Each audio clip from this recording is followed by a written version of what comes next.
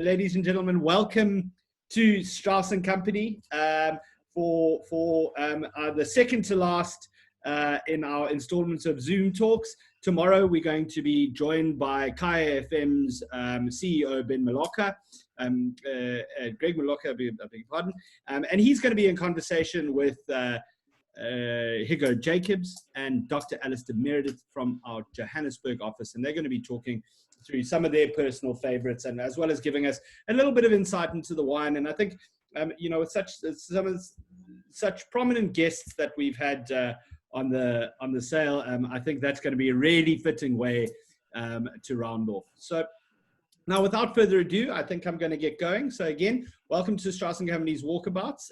Today, my name is Matthew Partridge, just in case anybody didn't know, and today I'm going to be just flipping you quickly through our some of the story and history behind our cover lot on the sale, which is Irma Stern's Zanzibar Arab. Let's see where I put it.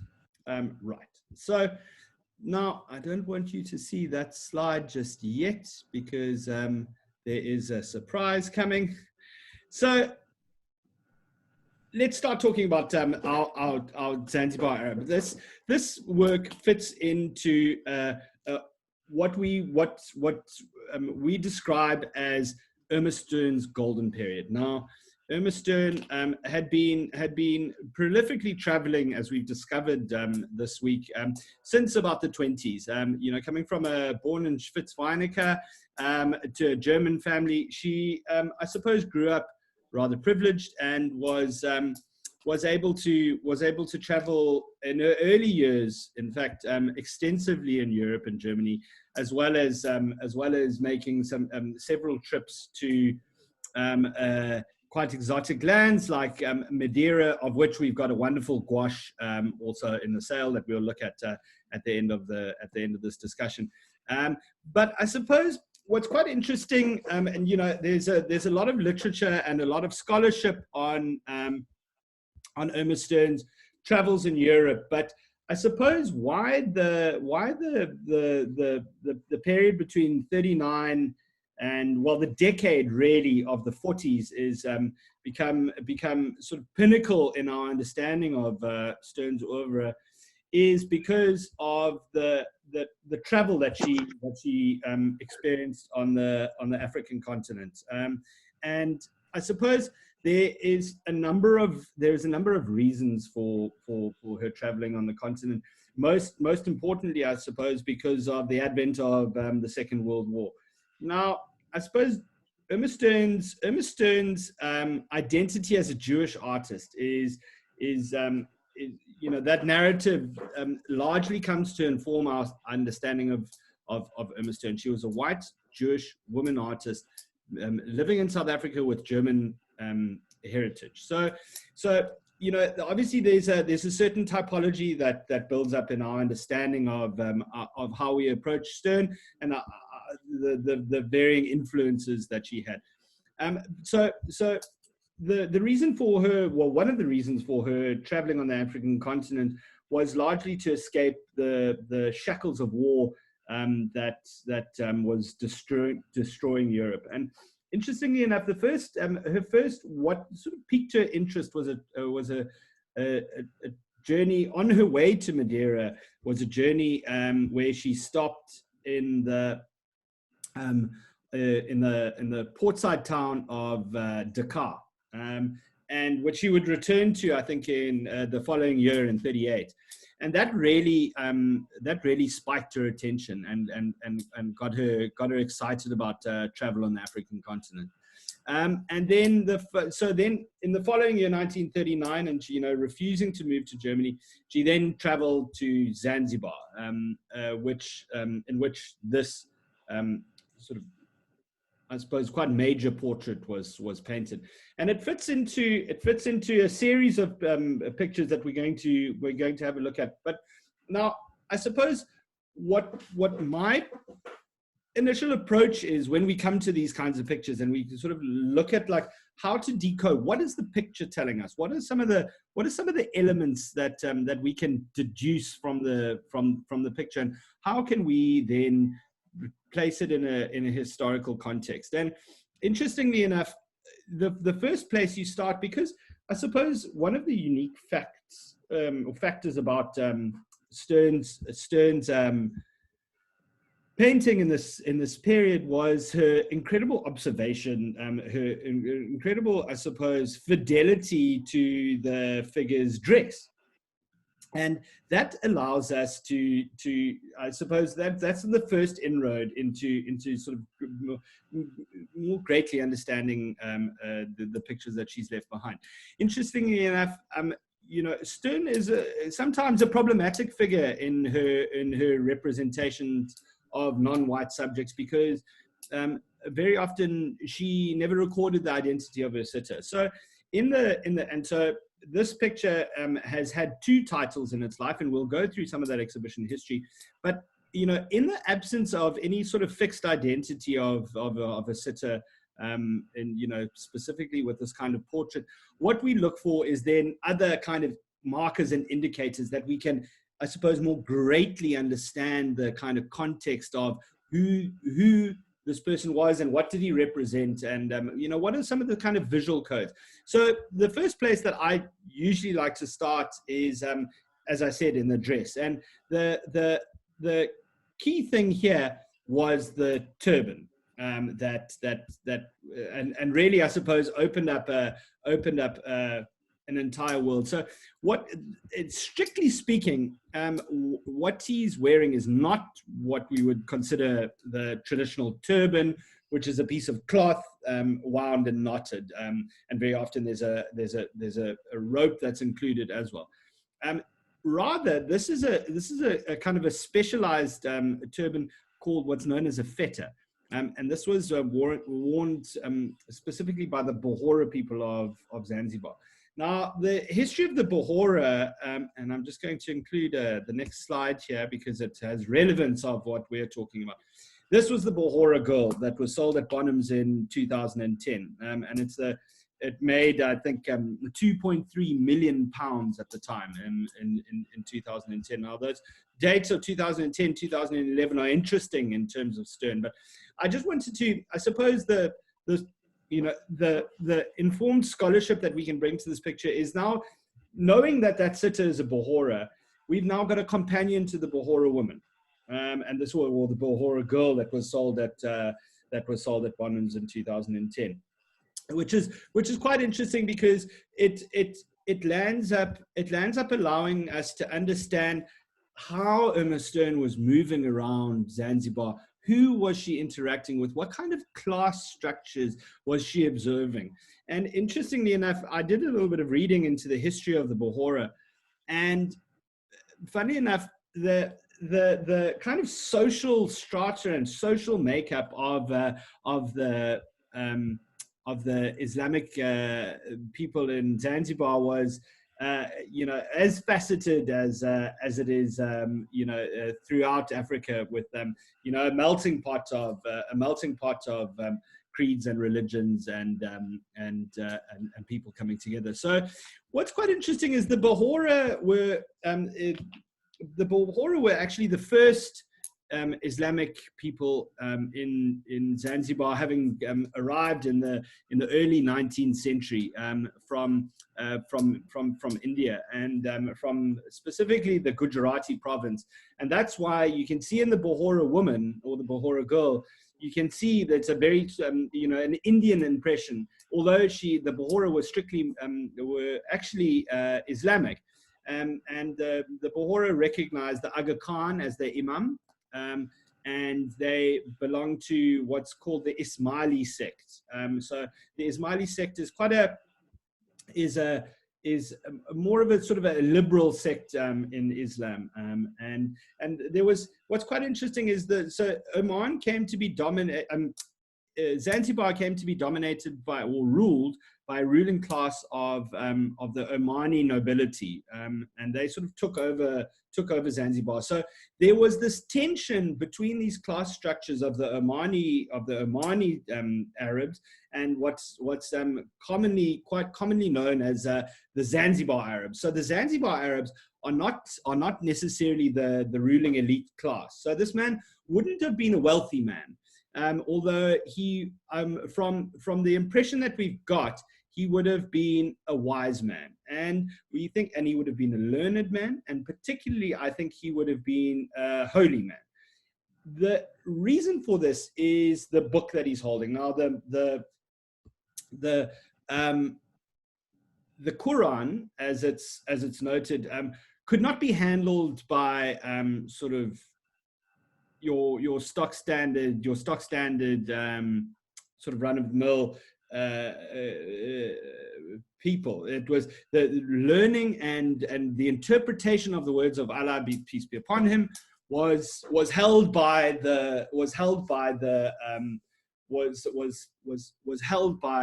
strictly religious class, and they were in charge of being able to interpret and relay the word of God in these senses. So the present and the Quran, as we might know, is got a burgundy, usually got a burgundy cover with and replete with gold piping around or a gold sort of a gold leaf inlay on the cover, which is bears a striking resemblance to what the present sit is holding. So I think Stern, knowing this, or sort of at least having some indication of this, it's very deliberate, the inclusion of the manuscript or text that our sit is holding. And it leads me to sort of deduce that I think this man would have been of a certain spiritual standing within his community in Zanzibar.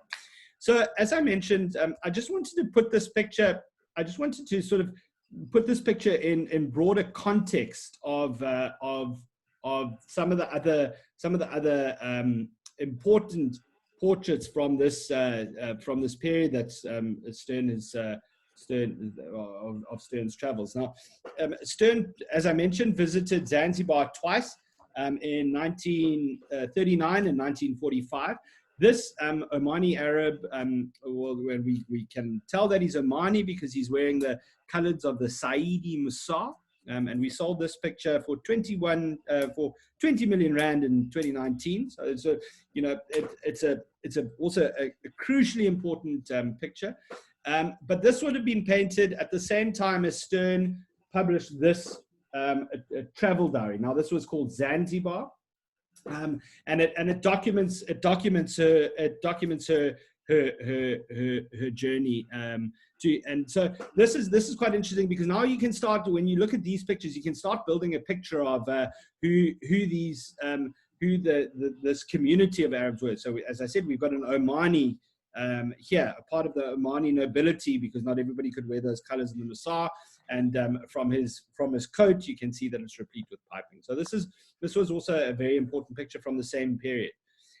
Again, another picture painted in the same year as ours. So this was also sold by Bonhams in 2015 for £842,000. So a little bit later, but again in the same period. And again, you can see that Stern is painting a member of the Omani nobility here. This Arab sold in 2011. Now, remember I said that the years 2010, 2011, and 2012 are very important for understanding, for our understanding of the trade in Sterns and the values, because from 2010, we started. That's when the Bohora girl was sold, and then the Arab priest that we'll come to now. Then the Arab priest, which was again sold in 2011, and then our two Arabs that Strauss Co sold for 21 million rand in 2011. So 2010, 2011 was really, I suppose, when we started to see Stern making a big impression in the international market. And I think it was quite a turning point, for me at least, a turning point in, I suppose, Stern becoming more globally situated as a tradable artist. Far from, and I think we're seeing those moves. Coming more and more. Recently, there was a wonderful lecture on Stern by an American scholar, and I think we're starting to have a view of Stern as I suppose, rather than shackled to the annals of South African history in particular, or South African art history, she is really starting to be understood in more of a global context, which I think is very important, and hopefully that we can contribute to this fuller understanding of Stern's contribution as an artist. Again, this was again painted in the same year as us, and interesting similarities in the subject matter. Although whilst this was catalogued as I think this was catalogued as the Arab priest, and then we've also got a similar figure that was this was the Arab that was the Arab in white we were looking at, and then this was the Arab priest that was sold in Bonhams, and this was sold for about three odd £million and some change. So this is one of the highest grossing Sterns, and I think why I included these lots is because I think it's important to understand our picture, or our cover lot in the broader context of Stern's output at the period. So just because I know we do have two other speakers, so I don't want to speak forever, but I just wanted to quickly run you through a little bit of the kind of richness of provenance that our picture also brings to us. And I suppose with these, when we at Strauss & Company get these quite important big lots, we are lucky enough that we have the grace to do a little bit of research, and it makes the painting mean so much more when we can track the history and the lives and the interceding narratives that they present. So what was quite interesting is this work was shown upon Stern's return to Cape Town. She returned to Cape Town in, I think it was late October 1939, and she went very quickly arranging an exhibition of her work. The works were shown at Martin Melk House in early 1940 in Cape Town, and then later at the Gainsborough Galleries later on in 1940. And presumably that's when our Zanzibar Arab was purchased. And it was presumably purchased by this man, Mr. Ivan Katzen. Now, Mr. Ivan Katzen was a noted collector, and in fact, his catalog, which I have here, featured a number of very important South African artists, including the likes of Maud Sumner and Alexis Preller, Walter Battis, Cecily Sash, and PNF, amongst others, as well as some international works of art that included the works of Picasso, amongst others. So then in 1968, the Ivan Katzen collection went to the Pretoria Museum of Art, where it was exhibited to much fanfare, because it was, I suppose what we saw was the beginning of these first, quite mega collections that were being opened and seen by the public, which was really astounding. And I suppose our picture also then has got its own piece, it's attached to its own piece of auctioneering history in South Africa at the same time, because then later, and this is just the back of the catalogue, you can see the National Coat of Arms and the Pretoria Kunstmuseum, and just with some works on there, and this is just the inscription of Stern's entry in the catalogue, and then some 2 years later, after the exhibition was shown at the Pretoria Art Museum, it was then sold by Curry's Auctioneers in 1970. And this is interesting because it predated by just some 3 months the arrival of Sotheby's in South Africa. So in terms of auctioneering history, this was one of the major collections to come onto auction at a time when we didn't necessarily have an established auctioneering infrastructure. Well, established by that I mean by recognized trading bodies like Sotheby's and etc. So Sotheby's then came in. I suppose this was one of the impetuses, most represented an impetus for Sotheby's to come into South Africa and begin trading. Now I thought it would be remiss of me not to just mention two words on some words on this incredible still life by Stern. I suppose it reveals Stern as a master of color and also of composition, and revealing one of her second major love in terms of genre was definitely still lifes. And I think one of the debates that we often have is, what do you think's better, Stern's portraits or Stern's still lives? And I must say it's sometimes it's quite difficult. I think they do very different things, but here we've really got I suppose a premium example of Stern's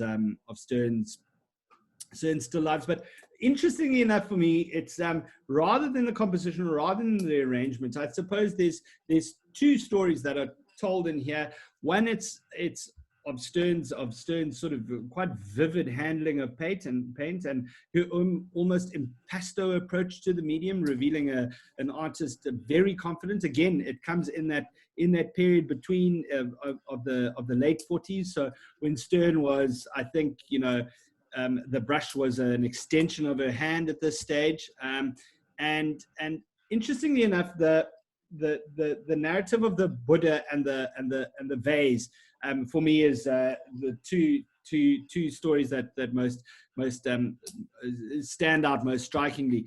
The Buddha reveals Stern's, I suppose, rather eclectic collecting taste. Stern was a collector of objects herself, and which she would incorporate into her items, into her paintings quite prodigiously. But I suppose what most interested me about this particular painting was the presence of this semi-glazed vessel that holds the flower arrangement. And interestingly, just as I suppose as a historical anecdote, this item was actually identified in Irma Stern's estate when it was wound up by what was the auction house? It's called Ashby's Galleries. Beg your pardon. It was when the estate was wound up by Ashby's Galleries. This vessel was actually noted and identified as a semi-glazed Chinese vessel from the Qilong dynasty. So I thought that was just quite fascinating because it really reveals the extensive range in which Stern would collect. Now, I promise not to be too long. I'm just going to take 2 more minutes of your time, and I just wanted to speak to you quickly about 2 works because I felt that these would go unmissed and missed on the sale, and these are 2, I suppose, quite precious works to me. And I suppose on that it is a Friday, it seems important to it seems only fitting to speak about this Menorah edition 1 out of 7 by Florian Wozniak that we've got on the sale, and as well as a figural group of his over here. Now, I'm going to start with the Menorah just because I think there's an interesting story in it. Now, Florian Wozniak is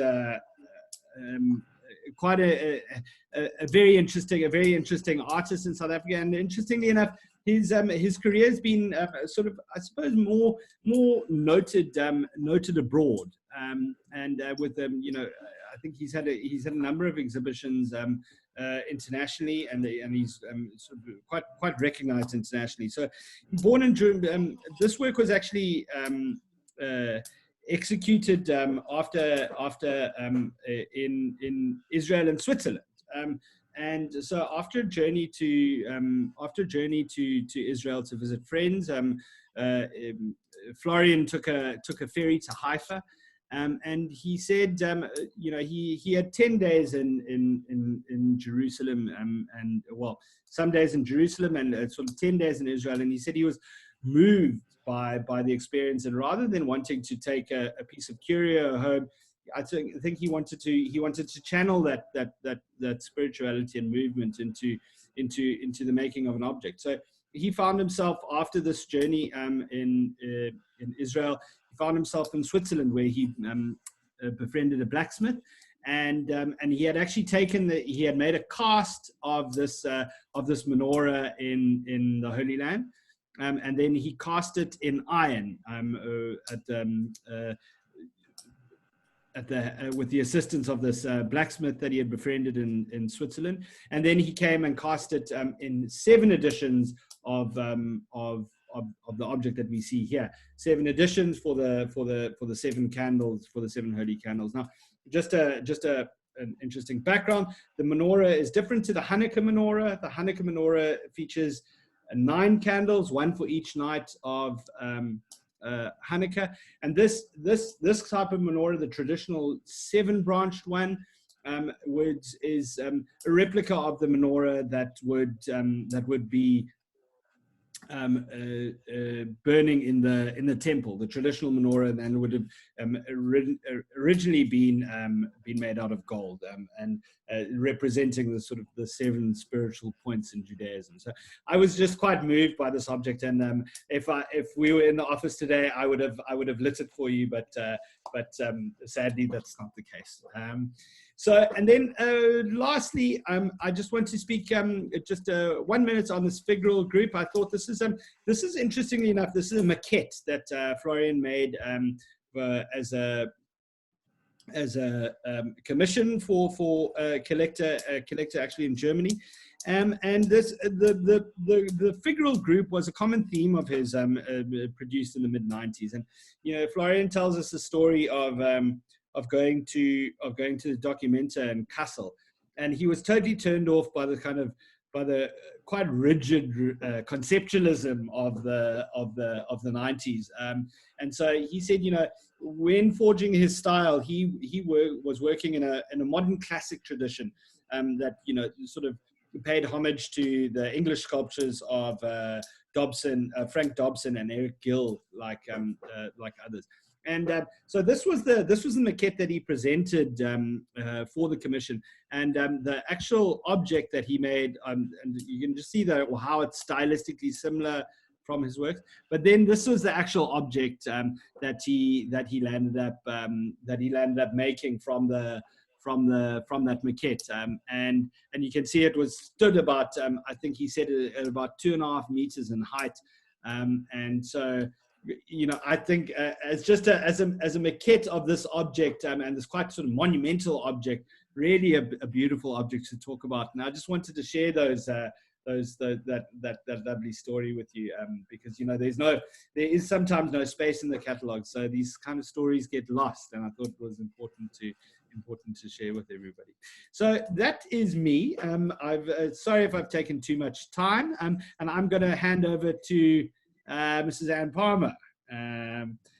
Annie, so are you ready? Are you going to, we're going to... Okay, so I'm going to press this. Share screen. Okay, is that all right? Can you see that? Is that all right? I've got to share the screen. Hang on, all right. You've got to share the screen with the green... Share the screen. That's a minute. Sorry. No, it's fine. Share screen, okay. So now I go to there.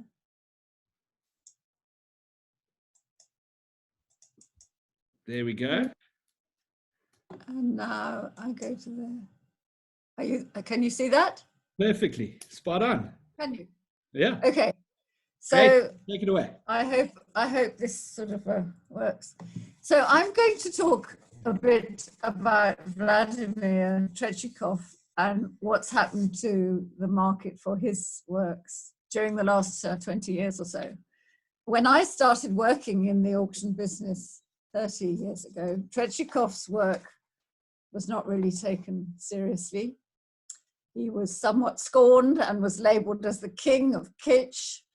And he identified with items from the 1950s of dubious taste, diminishing ducks, lava lamps, artificial leopard skins, party lights, that sort of thing.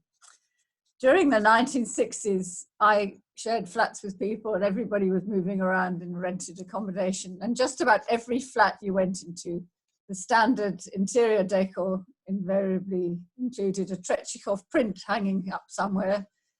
Either the Chinese girl, this one, or sometimes you saw the Lost Orchid. There were a whole lot of them. But anyway, those two were very popular. This one, the Chinese girl, even made it into a movie. I don't know how many people remember Michael Caine in Alfie. Anyway, there's the Chinese girl hanging up there, print. And you could buy them in the OK bazaars, and that about summed it up. So they weren't really considered to be serious art. But in 1999, I was in the office and a client came in and she said she had a painting, she didn't like it, she'd had it in the garage for years, and could we auction it for her? So I was a bit hesitant to take it in. It was a Zulu girl, zebra skin background, and I thought it was quite appealing in a way. So I said, all right, well, we'll take it in. We don't normally handle Tretchikoff, but we're going to take this one in. And we'll put it in at 8,000 to 10,000 rand. And on the day of the sale, it went on to sell for 7 times that amount, for 55,000, which was a fantastic result. And it made the headlines in the local papers. And I think a lot of the people in the art world began to sit up and take notice. It seemed to mark a turning point for Tretchikoff. Because since then, the prices continued to go up, and they've been nothing short of meteoric. He was lucky enough to achieve worldwide renown during his lifetime, and he became extremely rich. Anyway, I just have to, before I move on from this work, tell you that it came back into our sale rooms at Strauss in 2015 and was sold for 3 million rands. So that can give you an idea of what can happen in the sale rooms in the art market if you have the confidence to buy what you like and hang on to it and wait and see what happens. So I want to now just show you a picture of the work that we have coming up on the sale on Monday. We have this picture, beautiful girl. We managed to find who she was. Her name is Ellen Peters, or was Ellen Peters at the time. She was a South African girl, and she lived in the, just outside Cape Town in a suburb, Kensington. And in 1973, the Miss World contest was taking place. And up until that time, only white girls were allowed to represent South Africa. But Ellen Peters was selected to become Miss Africa South, which was a slight change in the title. And off she went to compete in the contest. She was 17. And she went off to New York, and she went to London, and she had the most marvelous time. There were a few photographs we've got of her from those days. And she didn't win, but she was one of the semi-finalists. And when she came back to Cape Town in 1974, Tretchikoff spotted her and thought she appealed to him, and he asked if he could paint her portrait. So she must have been about 18 years old then, and very beautiful girl. She subsequently abandoned her beauty career, as we found out, and she got married, changed her name to Ilana Skolnick. She traveled and is now a motivational speaker. She converted to Judaism. She's still very beautiful, as you can see there. So Tretchikoff himself the man. His life was the stuff of thriller novels. A really amazing story. There is a book called Pigeon's Luck about his life, and a very entertaining book, and another one, Incredible Tretchikoff by Boris Gorelek, also worth reading. They really are worth reading. He had an extraordinary life. He was born in Russia in 1913. Huge family, 8 children, parents, and all 8 had to escape to China in 1917 on the onset of the Russian Revolution. And they went to a place called Harbin. I found a few pictures of Harbin. Harbin was a town in China which became a center for Russian refugees. Quite interesting here to see a shop with a Russian inscription and right next to a Chinese shop there. So this was Harbin, and Tretchikoff lived there. He earned a bit of money working in the theatre. He painted sets. And I think this could explain his rather flamboyant theatrical style, which is so easily identified with his work. He spent the early 1930s in Shanghai, and he had a job in advertising, and he met and married another Russian refugee, Natalie. By 1935, they'd settled in Singapore. I think I've got a picture of Singapore. There we are, Singapore, where he pursued his career as a cartoonist with the Straits Times and as a propaganda cartoonist for the British authorities. The Japanese attacked Singapore at the end of 1941. Natalie and Mimi, their little daughter, they had to escape. And Tretchikoff was evacuated by sea, but the boat he was in was torpedoed by the Japanese, and they were flung into the sea, and they had to row for 21 days for land. They finally got to Java, only to find that the Japanese were there too. And they were interned, and Tretchikoff spent 3 months in solitary confinement. After the war, he went back to Jakarta, and he worked there for some years painting Oriental girls. And in 1946, with the help of the Red Cross, he managed to find his family. He was reunited with his wife and daughter. They were in South Africa. So he came here and settled here and spent the rest of his days living in South Africa. So this is a self-portrait of Tretchikoff. I think he was quite a handsome young man. He certainly had quite an interesting look about him in those days. I suppose that's the 1950s. He had his first solo exhibition in 1948 in Cape Town, and it was a huge success. He had numerous exhibitions subsequently in South Africa, in the USA, Canada, and in the United Kingdom. And he didn't really exhibit so much in galleries, but more in department stores. Here we have a bit of a catalogue from Stutterford's galleries. He took that show to Stutterford's in Johannesburg. There it is, round about that time. And there's a picture here of Stutterford's in Cape Town. And they were extremely well attended and popular. He went over to London, went to Harrods. There's an old picture of a Harrods logo. And then there's a picture here of the exhibition hall at Harrods. Sorry, it's awfully blurred. I had to blow it up. But you can see some of the works dotted around. And it was enormous. They had over 200,000 people, throngs of people queuing around the block to get in. And wherever he went, he attracted these huge crowds, lots of controversy. But nonetheless, he got people talking. He went to Canada and he exhibited there too at another department store in Vancouver. And he came back to Cape Town and he had lots of exhibitions here. We recently had one at the National Gallery, Zico, in Cape Town, a retrospective.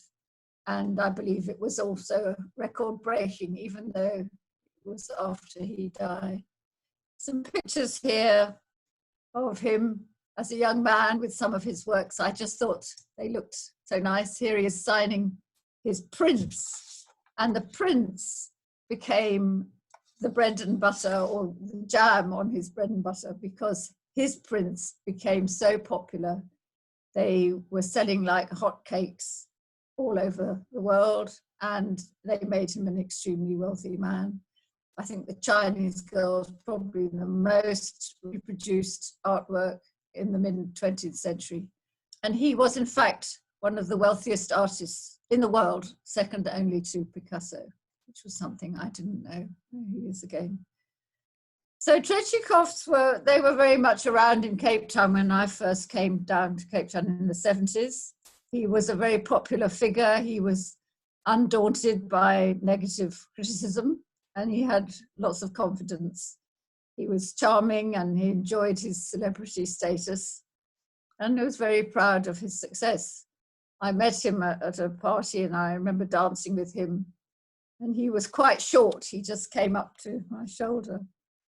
And I was chatting to him, and I said, do you get upset about the criticism that your work receives? And he laughed. He said, I don't care what people have to say about my art. I'm laughing all the way to the bank.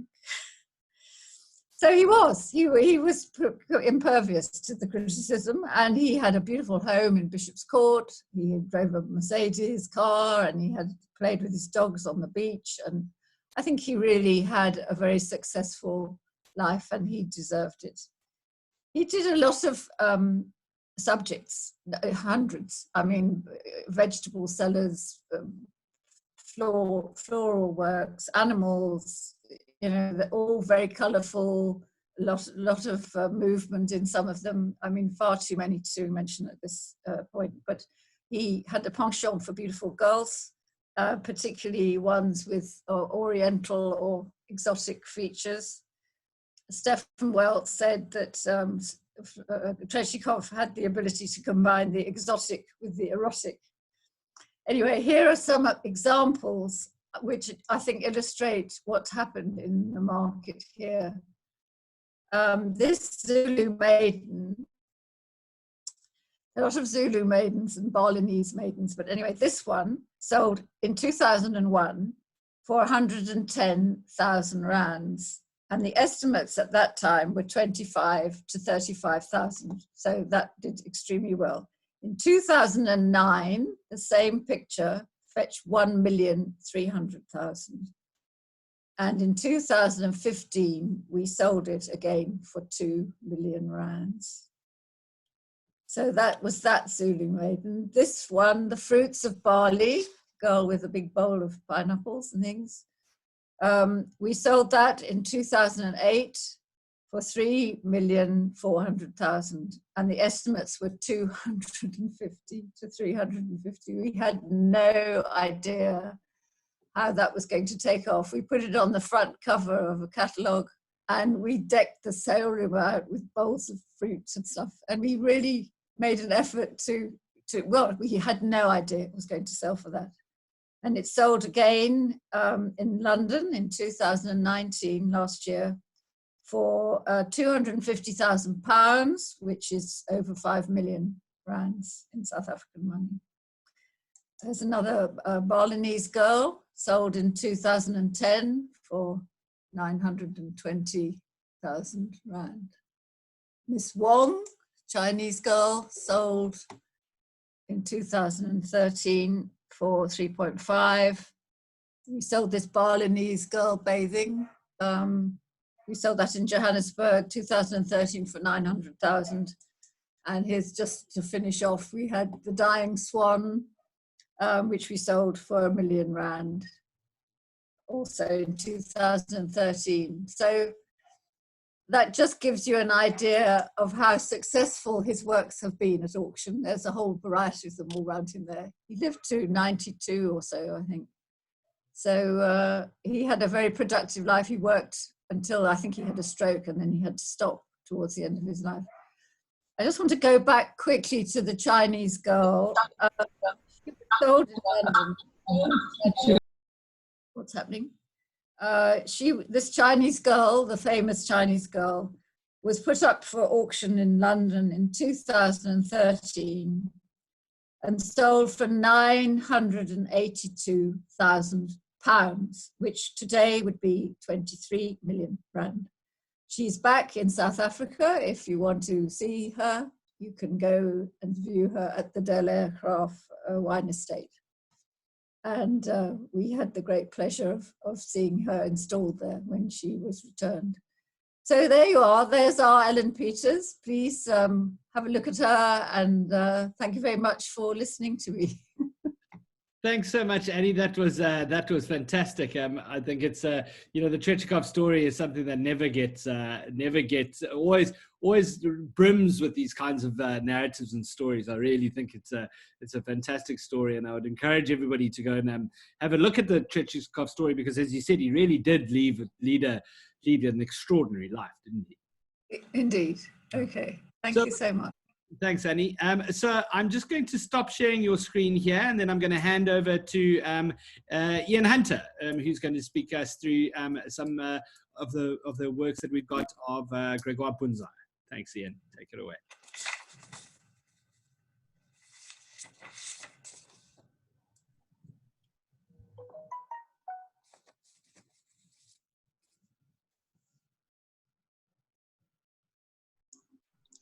Gregoire Boonzaier, well, he's no stranger to anyone who's interested in South African art. He appears in all our catalogues, and he's been a fixture in the South African art world probably since the 1930s.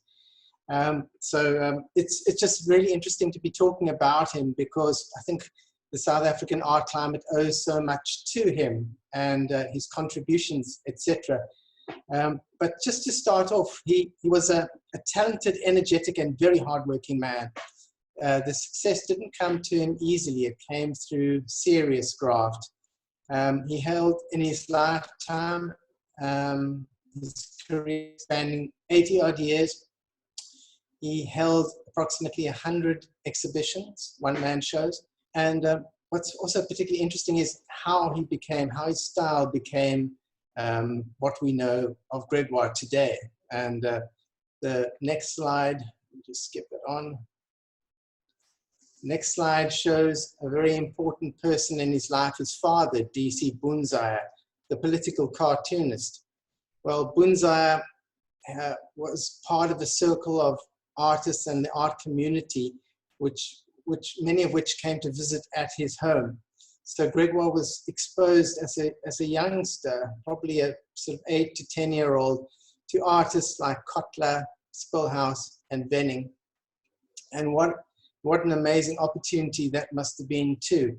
And these early influences certainly informed his visual vocabulary throughout his life. Starting, of course, with Pieter Wenning, a Dutch immigrant who settled in Johannesburg. Wenning, very well known as a Highveld artist. Alistair's mentioned him in plenty of his talks, how he was instrumental in informing young Pieter. And so it's really amazing that in 1916, D.C. Boonzaier paid for a trip for Wenning to come to Cape Town, along with a bunch of other benefactors in Johannesburg. And he came and painted here and created beautiful, beautiful paintings, plein air paintings, very distinctive, some with very European influence in compositions, and some uniquely South African through color and handling. And this yellow house sold a few years ago, did particularly well with us. But you can see the origins of Gregoire Boonzaier's vocabulary, moving on to a work done in 1932 of Cape Cottage with Figure and Fowls. Then another work by Pieter Wenning, 1916, Malay Quarter. There's so many similarities in this work to how Gregoire was to develop as an artist in his lifetime. Another interesting combination of Gregoire and Pieter Wenning's work side by side And if you've ever seen the drawings of Pieter Wenning, they're exquisitely fine. He clearly used a very sharp pencil, and his mark making is exquisite. There's a lovely emotional quality. So alongside it, there's a watercolor of Gregoire's, which demonstrates a similar love, perhaps like Henk Pierneef, in combining them in his compositions. Another formative influence, of course, Nita Spilhaus, who was a very good friend of Pieter Wenning's, and she, in her paintings on her arrival in the Cape, also documented the rich social heritage, the beautiful old Georgian buildings of the Boerkaap, and also forest landscapes of, in this case, the wilderness, but you'll also see other ones around Cape Town towards Stellenbosch, really beautiful shorthand and mark making in her works here. Moses Kotler is the other one. Let me just skip back one slide. So Anita Spilhaus very kindly gave Gregoire Boonzaier his first easel in 1926 rather, a few years before he turned pro as an artist. And so definitely the influence of being in the household of DC Boonzaier and being associated with these artists gave the artist a sense of camaraderie and also a shared pictorial heritage. Moses Kotler gave Gregoire Boonzaier his first set of oil paints, his paint set, in 1922 as a 13-year-old. And a very distinctive artist. We know Moses Kotler more for his sculptural works, but also a very, very gifted painter. I love this painting, Rooftops, on the left-hand side. It's an exquisite painting, very, very modern, almost verging on abstraction. And then, of course, there's a resting self-portrait, which is just so potent. And yeah, and I'm almost speechless. It's just a terrific work of self-assertion of an artist. So then Boonzaier, in 1928, he went pro, and in 1934, he took his own studio in Cape Town.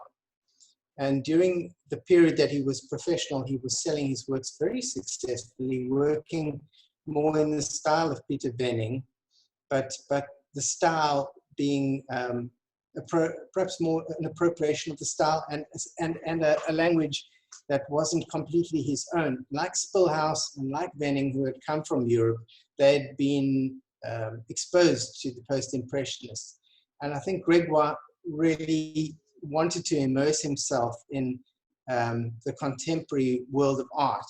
And so he went to London in 1934 after, as I've mentioned, very successful sales of his paintings, and was exposed to artists like Van Gogh, Cézanne, and also Georges Braque. And these three still life works I'm about to show you show his development, stylistic development from lot 472, which is done in the Cape in 1932, through to 489, which is a fairly much later work, 1967, which shows the influence of the post-impressionists.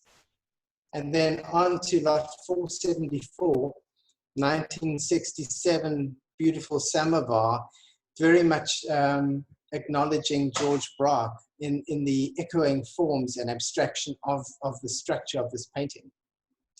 In I think I said he went to London in 1934. He didn't. He went in 1935. So he started off at the Heatherley School of Art, and he was there at the same time as Frida Locke and Terence McCall. So that must have been a pretty fun time for them, and I think probably laid the foundations for their associations through the new group later. And in 1935, he also moved on to the Central School of Art in London and recorded these wonderful paintings of Cornwall. I've seen one, not this one, but these works have got such a strong Van Gogh influence in them. All of those sheaths are built up of thick, compound impasto strokes, very, very beautiful and rich, with a strong sense of design. And I think from being a practicing artist in the Cape before coming over to art school in England gave him quite an unfair advantage in terms of his ability to put a picture together very successfully. In 1936, he traveled through to Spain at the time of the Civil War. And these two paintings that came up during the Cannes sale in 2007, I think are lovely examples of the expressionism, the emotional brushstroke and language that came to epitomize his painting back in South Africa. And I think this is what he was searching for while he was in England, away from South Africa, looking for a language to express what he really felt and had to say. And here in 1938, a short while after returning, you can see the ballot being, well, the votes being cast, and Gregoire Boonzaier was made the chairman of the new group, a position he held for 10 years. So moving on to lot 492, a very strongly, I would think, Wenning-inspired painting, Table Bay from Malay Quarter.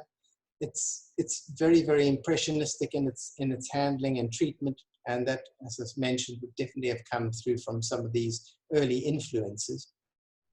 Here's I love this study of him doing a drawing, probably in District 6 or the Malay Quarter, and there's a quote that goes very beautifully with this piece too.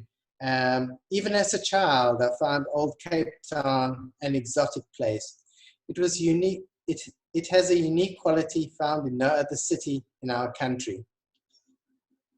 The striking street life has always fascinated me. Push carts, vegetable carts, laundry gaily fluttering in the breeze, and in the old days, goats and chickens. All these things made the streets come to life. The cries of the hawkers and the smells of the fish, incense, curry, and other spices. What an atmosphere one found in these alleys, playground to the jolly bands of mischievous, noisy, and inquisitive urchins. So very much, I think he found his purpose in painting right there, because you'll often find, well, in most cases, you will find Gregoire's paintings have people in them. It's the community that makes the work sing. And to picture him drawing these in watercolor and pastels, it makes me quite excited and nostalgic for that period in which he lived, capturing this beautiful world in his own city. Lot 544, also a lovely work. He's really focused on the character and the beauty within the landscape. So the telling is one of a richness, a great beauty. And where Wenning didn't actually fill his compositions with people, Gregoire did. I think that's quite a telling difference. Another work, Street View, very possibly District 6. Yeah, also part of my favorite period of his work, the 50s and the 60s, where he uses lovely modulated color and tone to create volume. On the right-hand building, the thatched building, I think with the Tilbach arch, so beautifully modulated in ochre tones, exquisitely told as a story, I guess. And then, of course, the distinctive wonky and charactered line work that holds everything in place. Lot 564, a work from a little later, from 1979, a very large oil, beautiful oil, also showing the washing day in the Cape with the community probably having a lot of fun setting up. Perhaps it's in a southeaster too by the direction of the wind or the way that the clothes are blowing in the wind. Lot 565, also another lovely work by Boonzaier, a large work done in 1980, and this would have been done from those sketches that he had actually recorded years before District 6 was taken down. So this is remembering the experience of District 6 a while later, because the South African public had such a fondness for this period of production of Boonzaier's that he continued painting these scenes right up into the 1990s.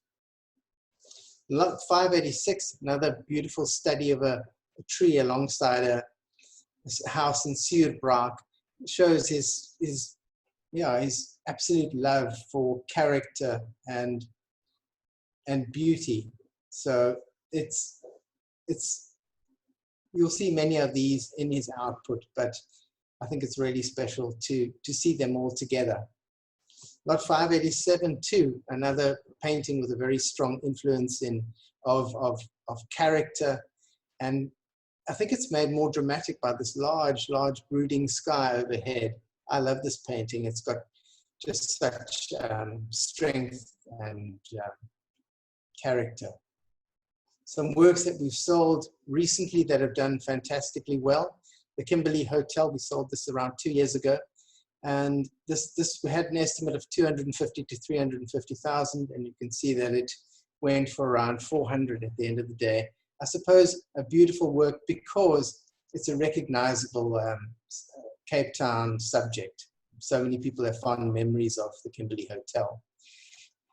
Then penultimately, a wonderful impressionist work called Boerkaap overlooking Table Bay, where the artist shows just the most beautiful sunny day ever with the flickering brushwork and impressionist handling of this work. And lastly, Boonzaier in his studio.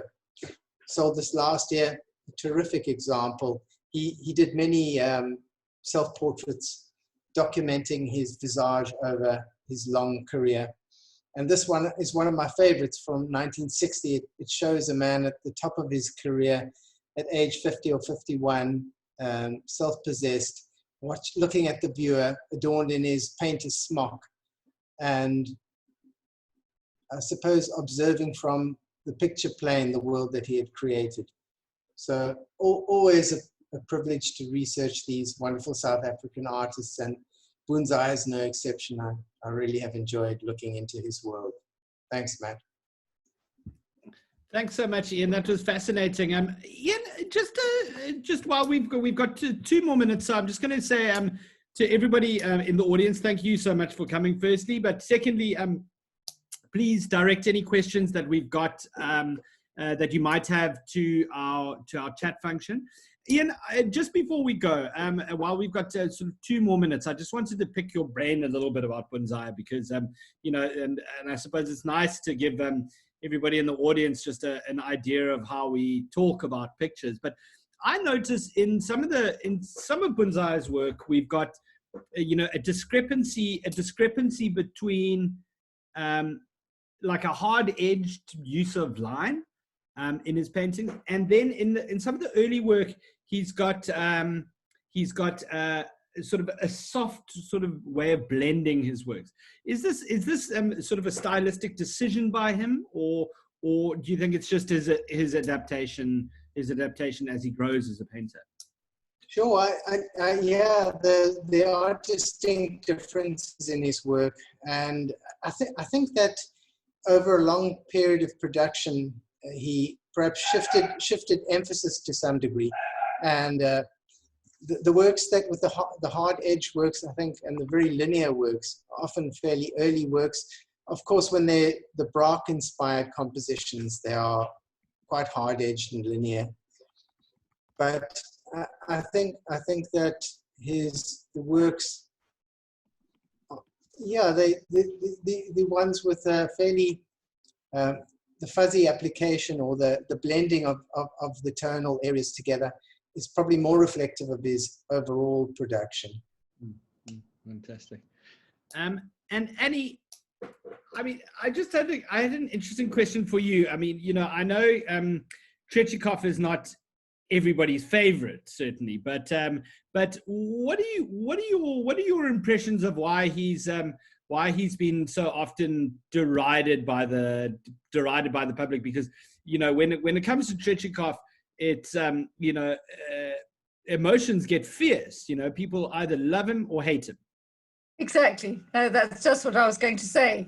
No, everybody's got an opinion, one way or the other, and quite strongly felt. And you can see why. I mean, his works are quite unlike anybody else's, and they are very, as I said, very flamboyant, very theatrical, very sort of in your face. But it was reflective, I think, of a time when things were quite somber, and he sort of broke away from that and doing, you know, exotic girls with long hair and bare-breasted women. You know, he was quite courageous in a way, because I think tastes were fairly conservative in the 50s, especially in the common man. You know, people didn't have works like that. And then along came Tretchikoff with his mad style, and instead of it being sneered at the time in the 50s, it was well, you could see, I mean, they couldn't get enough of it. Yeah. I think it was also the fact that he was such a character. You know, you can see he was a showman. He loved all that.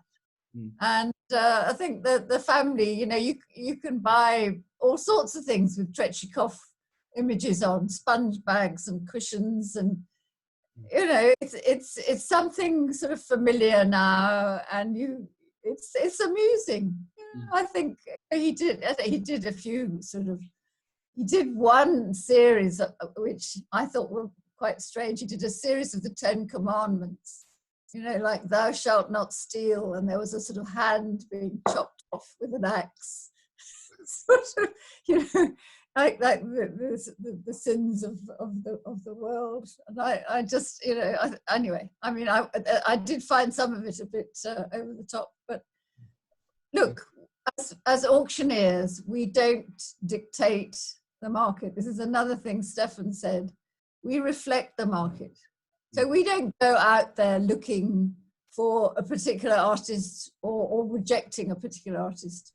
We take in what we get and we put it out there, and we wait and see. And the public themselves determine whether or not the artist is popular.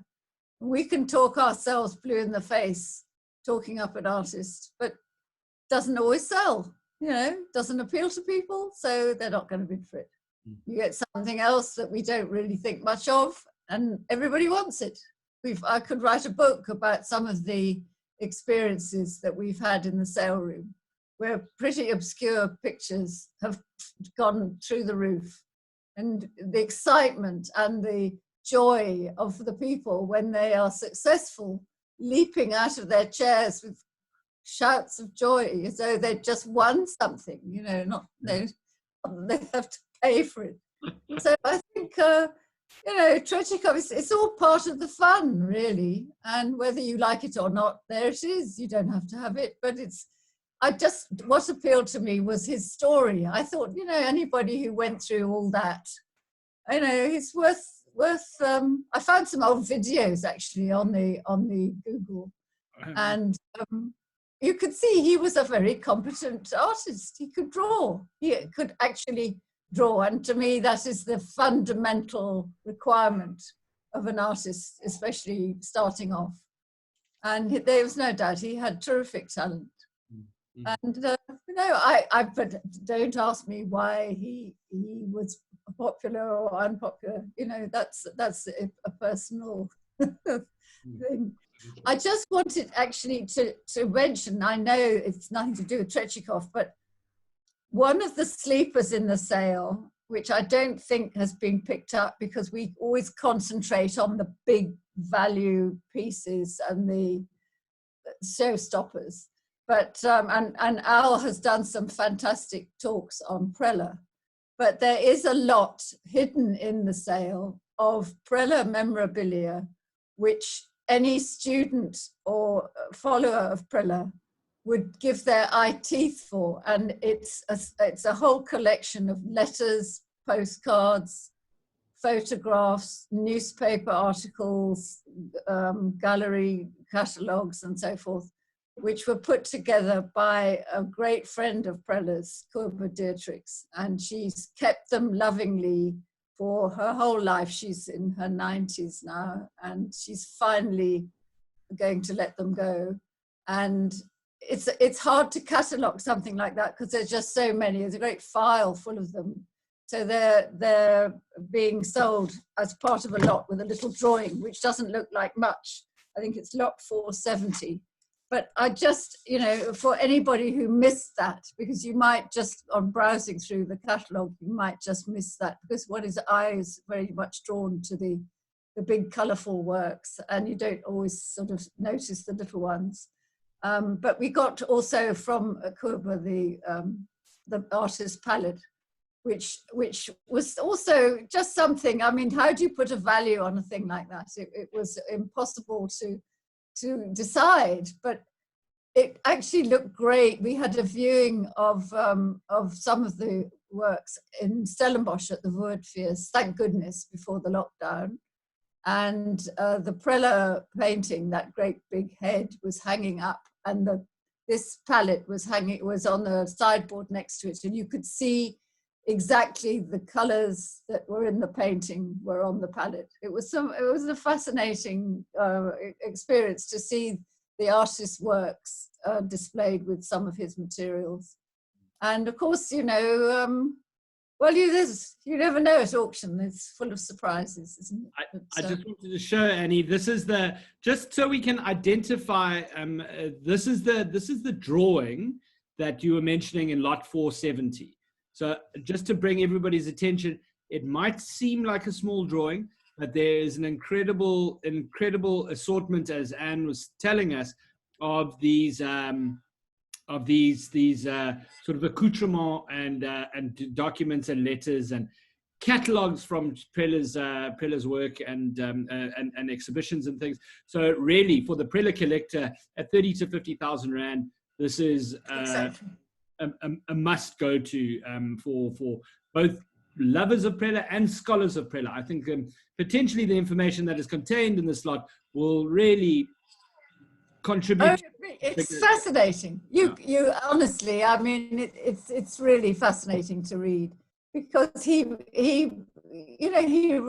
to her regularly. I mean, there's a big fat file full of all these letters, and it really does give you another insight into Preller's character. We talk a lot about Preller, and of course he had a very interesting life too. But this is a very personal little collection, and I just wanted to mention it. Thank you. Thanks so much, Anne. That's fantastic. And I know this has been, together with the palette, we were just saying, and amongst the specialists that, if I had one or two Prellers in my collection, this would be something that I would go after without the blink of an eye, because it adds, again, I think, to that incredible story that we've seen unwinding in the past 3 weeks. With I've kept on saying that with the time that the specialists have to dwell on these artworks and to dwell on the cataloging and